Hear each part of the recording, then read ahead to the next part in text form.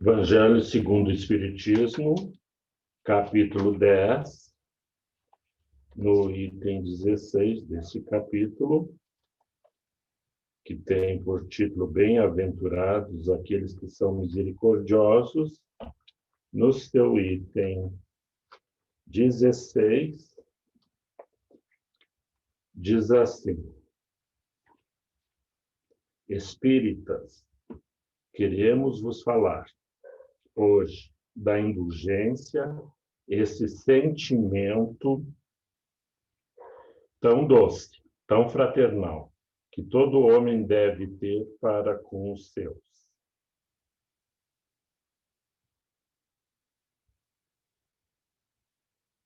Com seus irmãos, mas do qual bem poucos fazem uso. A indulgência não vê os defeitos de outrem, ou se os vê, evita falar deles, divulgá-los, ao contrário, oculta-os, a fim de que não sejam conhecidos senão dela. E se a malevolência os descobre, tem sempre uma desculpa para os abrandar. Quer dizer, uma escusa plausível, séria, e não daquelas que, tendo ar de atenuar a falta, a fazem ressaltar com um jeito pérfido. Essa mensagem é de José, espírito protetor, em Bordeaux. E ele segue: a indulgência não se ocupa jamais com os atos maus de outro, a menos que isso seja para prestar um serviço, tendo ainda o cuidado de os atenuar quanto possível. Não faz observar, chocante, não tem censura nos lábios, mas somente conselhos, o mais frequentemente velados. Quando criticais, que consequência se deve tirar de vossas palavras? É que vós, que censurais, não teríeis feito o que reprovais? É que valeis mais do que o culpado? Ó homens, quando pois julgareis os vossos próprios corações, os vossos próprios pensamentos, os vossos próprios atos, sem vos ocupardes do que fazem os vossos irmãos. Quando abrireis os vossos olhos severos, senão sobre vós mesmos. O Evangelho claríssimo, a mensagem de José, lá no ano de 1863, nos apresenta esse chamado, à luz do Evangelho, para que modelemos os nossos atos. E para ficar, nós temos que buscar uma ferramenta, né, um meio, um modo de operar isso. Daí, no Livro dos Espíritos, a questão 919, qual o meio mais prático e mais eficaz para se melhorar nesta vida e resistir ao arrastamento do mal? Um sábio da antiguidade vos disse: conhece-te a ti mesmo. E prossegue.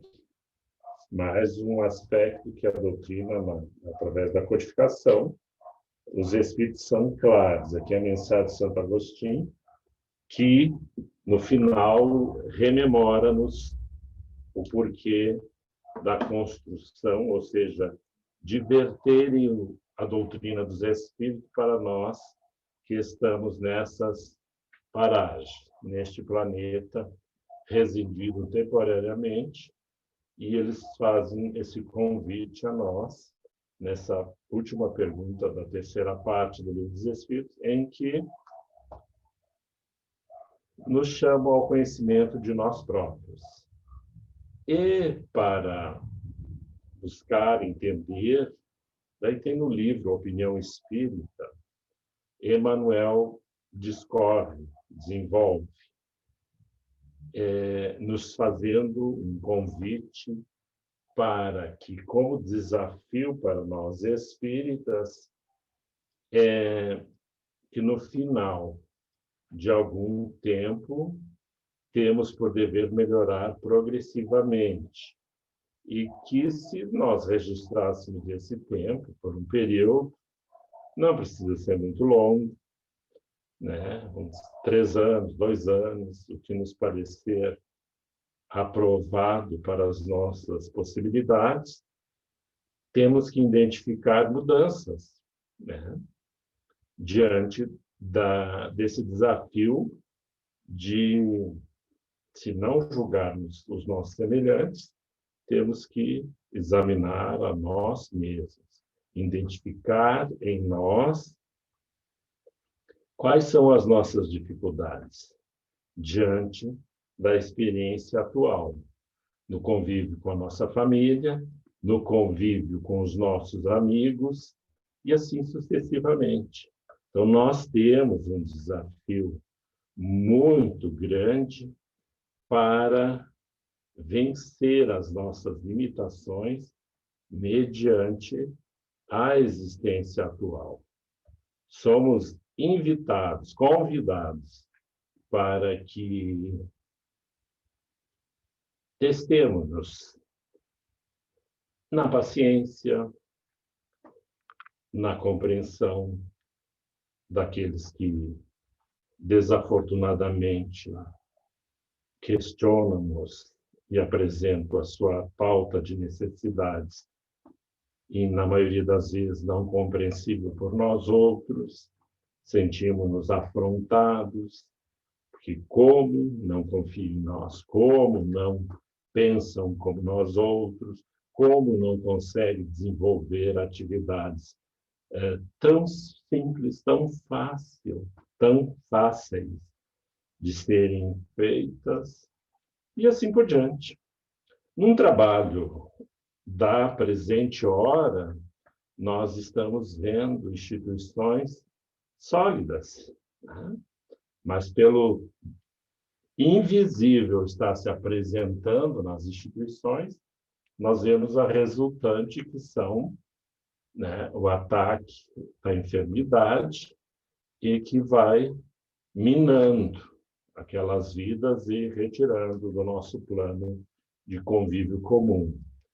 No hospital, nas clínicas, nos lares de cuidados e até mesmo em nossas residências.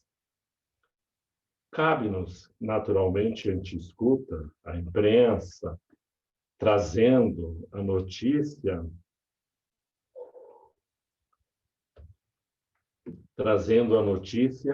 como algo ruidoso, né? Hoje ainda escutei, né, no meio de comunicação de nossa cidade, a questão de uma instituição onde houve muitas vítimas, em óbito, e muitas vítimas que estão sob os cuidados intensos, né? E se por necessidade, porque qual é a vantagem de nós espíritas cristãos? Nós temos uma informação que é permanente, que devemos avaliar a nossa consciência, a nós próprios. Esse é o desafio. Naturalmente, quando escutamos as notícias nesses dias, e elas sempre vêm cheia de um método de nos impressionar, de abalar o nosso emocional, para dar um sentido àquela informação que o emissor está a nos informar. E se prestássemos atenção, que de fato não acontece, não cairíamos tão facilmente nessas ilusões de informações que são, poderíamos botar um subtítulo garrafal no sentido de letras grandes, bem em negrito, dizendo equívoco, é desinformação. Porque como nós não temos o hábito ainda, apesar de nos conhecermos espírita, nos reconhecermos, de meditar sobre as informações, analisar, ver se é o momento de se dar credibilidade a este assunto. Não estou dizendo que não ocorra as fatalidades nesse ambiente, certamente por um descuido na questão administrativa de preservação da vida naquele espaço. Houve falhas, mas quem informa, quem dá notícia, não pode se apropriar de tal sorte de que seja o único ponto de vista a ser informado, no sentido de que há um julgamento, a gente identifica isso, e há uma condenação. Mas, certamente, como são instituições que prestam serviço às nossas comunidades, há falhas, certamente, na gestão, na organização, no manejo, mas não podemos nos excluir como faltantes com os nossos compromissos. Nesse caso específico, um lar de idosos. Certamente, não poderemos transferir as nossas responsabilidades para aquele lar integralmente. E os filhos desses indivíduos, desses nossos irmãos e irmãs, que estão ali sendo cuidados, acompanhados na sua velhice, na sua fragilidade. É bem confortável dizer que aquela instituição fracassou ou fracassa neste momento com a sua atenção aos nossos idosos de nossa comunidade. Mas, se tivermos o bom senso, como Kardec nos propõe o tempo todo, naturalmente, salvo exceções, todos aqueles têm seus familiares.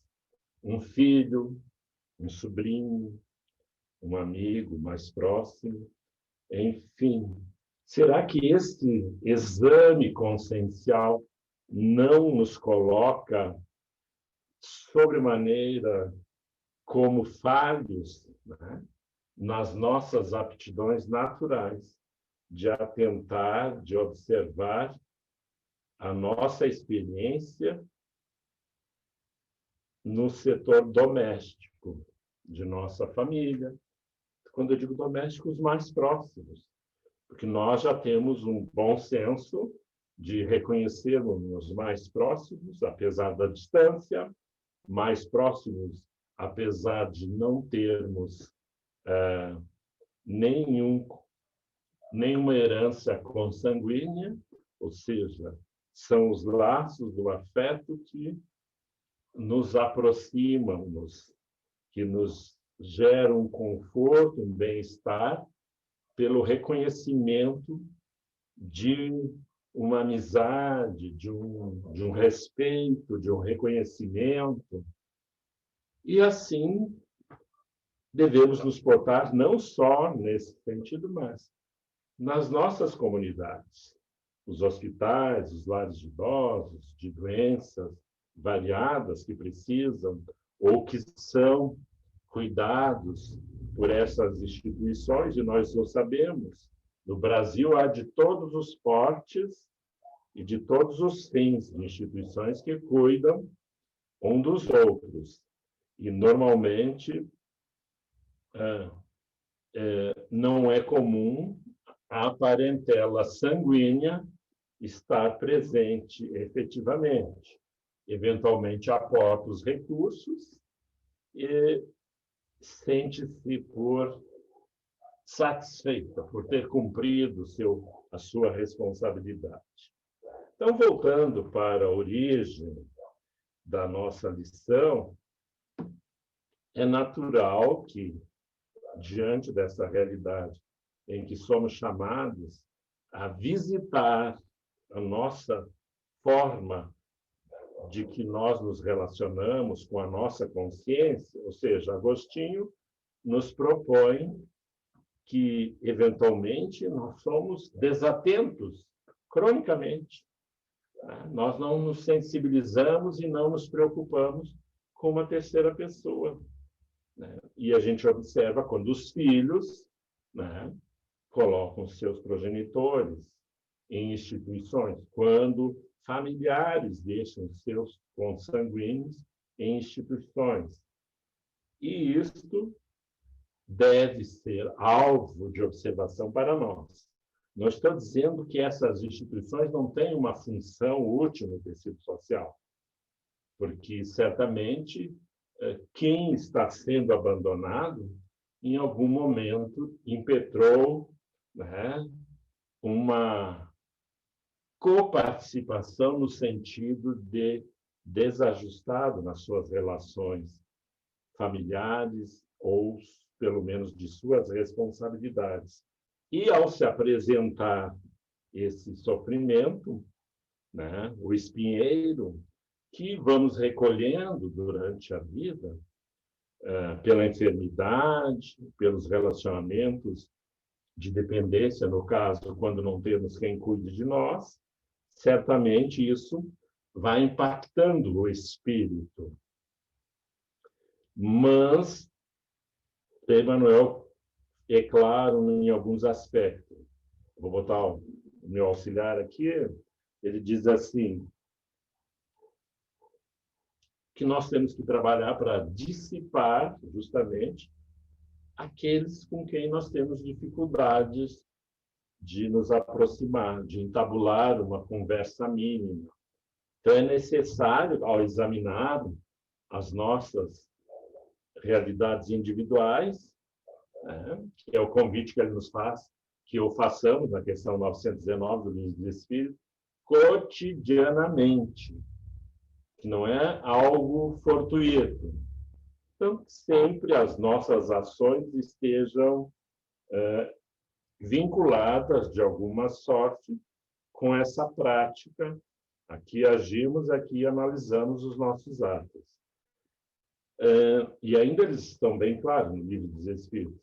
Se as nossas ações comportariam um certo conforto quando nós analisamos pela espiritualidade que nos acompanha, pelas pessoas a quem nos relacionamos e, por último, por nós.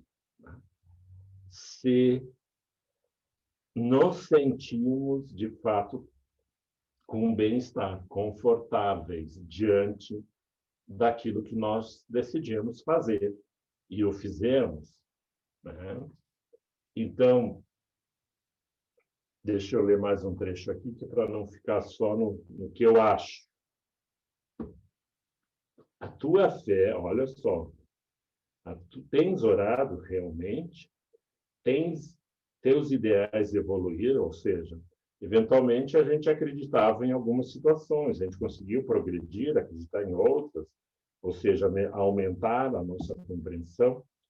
Tua fé raciocinada consolidou-se com mais segurança. Nós temos a palavra amiga, benfazeja, os nossos braços ativos. Tens uma felicidade e está mais alegre intimamente nesses últimos 3 anos, que é a proposta do Emmanuel, que analisemos um período.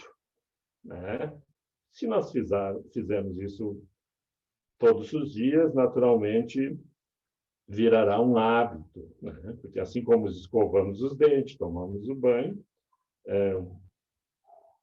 alcançaremos esse êxito. E ele prossegue. Sopesa a existência hoje espontaneamente em regime de paz, para que não te vejas na obrigação de sopesá-las amanhã, sob o impacto da dor.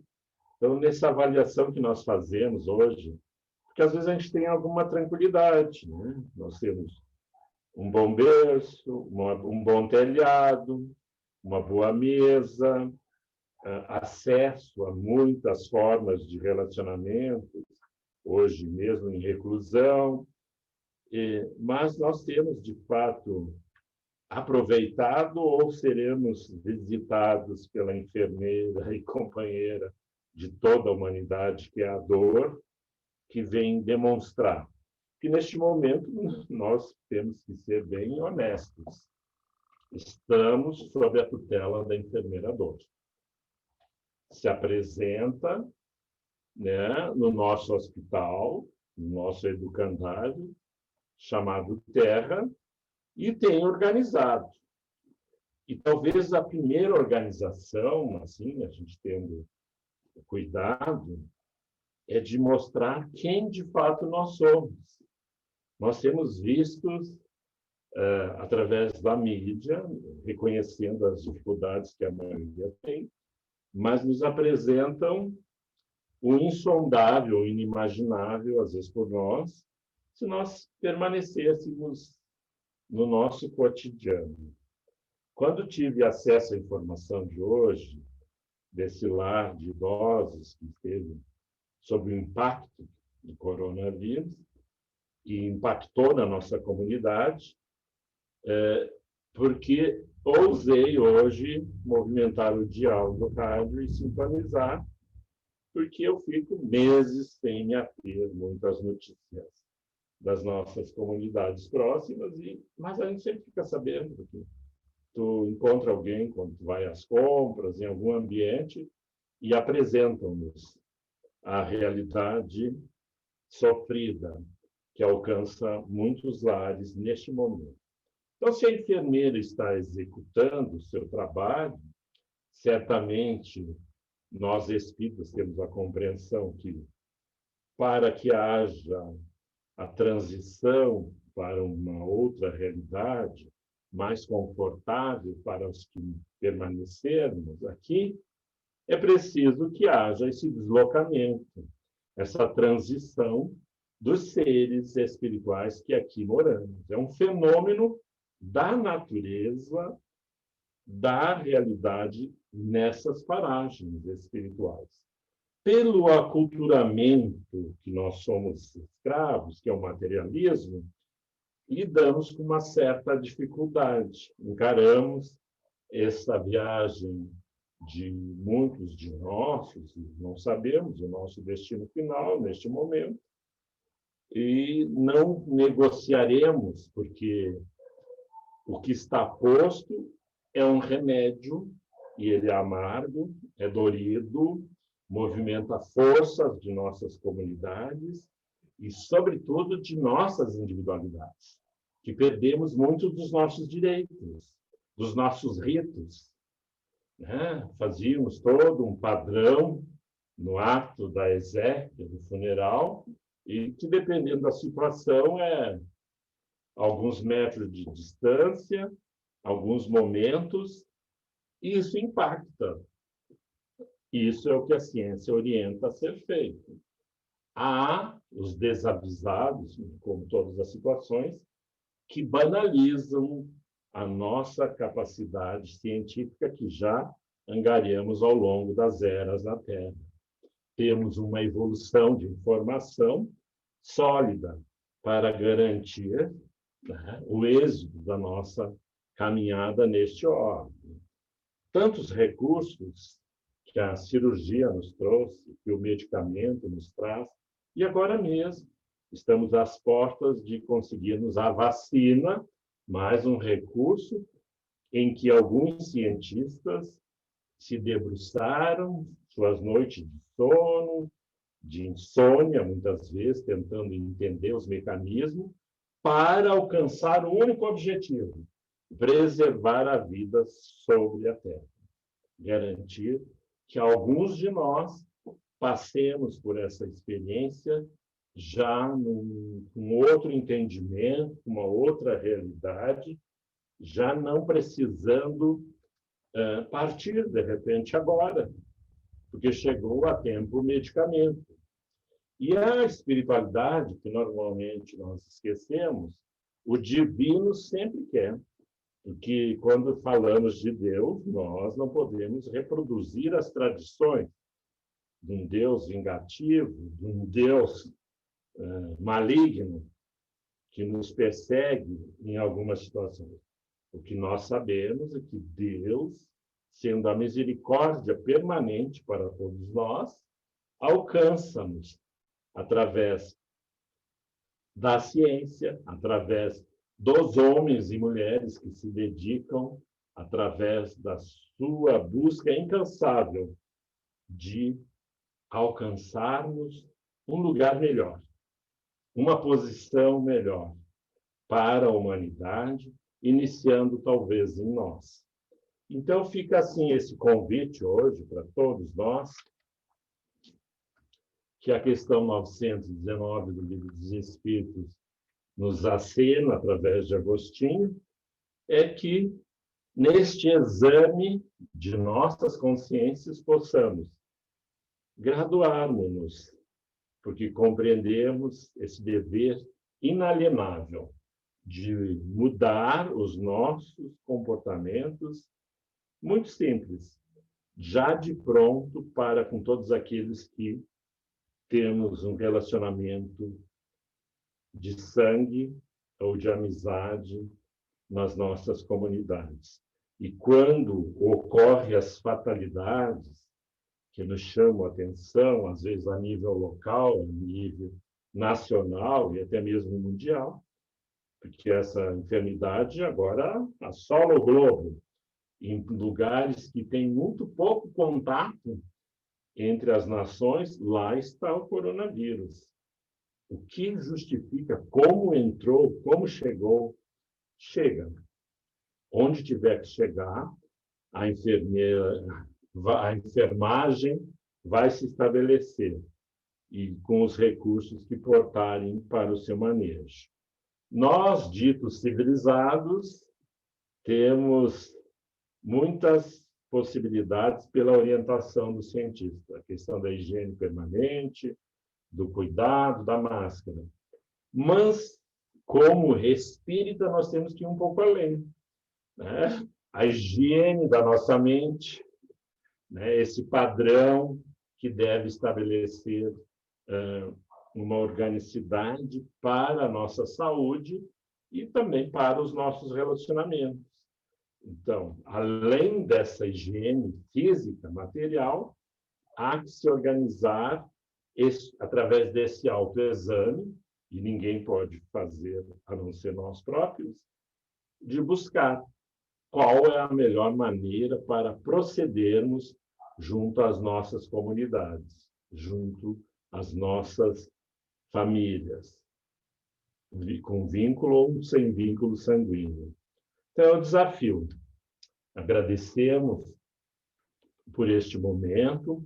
São muito singelas as reflexões, mas o fato que importa neste momento, e fica o convite reforçado, lemos a questão do 919 e veremos que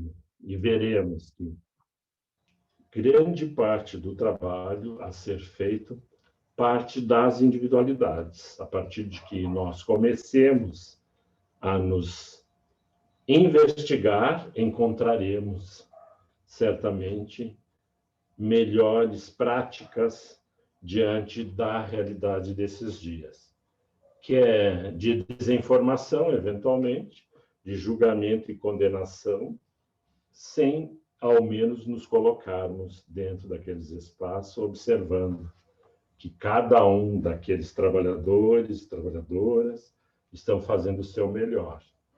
E nós, às vezes, no descanso de nossas casas, ainda nos permitimos a julgá-los a quem está tentando, está se esforçando. E nós, eventualmente, estamos tentando, nos esforçando, mas na nossa linha de frente, ou seja, nossa família, ou a nossa casa, com pouca saída, pouca inserção no tecido social. Então, elevemos o nosso pensamento a Deus, neste momento em que a dor visita tantos, que muitos abandonam a vida na Terra, em função de diversas enfermidades. O que está nos impactando é, neste momento, a pandemia. Mas que possamos, em sintonia com o nosso Pai, encontrar a sua misericórdia, que é abundante em direção a todos nós. Que meditemos nas transformações necessárias para as nossas individualidades e que possamos pacificar a nossa mente, perdoar a nós mesmos, mas com muito esforço e vontade, semeemos o perdão na nossa comunidade e que possamos não julgar neste momento, mas que possamos perdoar permanentemente a todos, compreendendo que todos estamos neste processo em que a enfermagem se apresenta a todos, sem distinção. Ao mesmo tempo que a misericórdia é abundante, a justiça se estabelece, não porque determinamos, mas porque nosso Pai, que a tudo vê, alcança-nos a todos. Paz do Senhor, hoje e sempre, que possamos permanecer na sua paz, e que assim seja.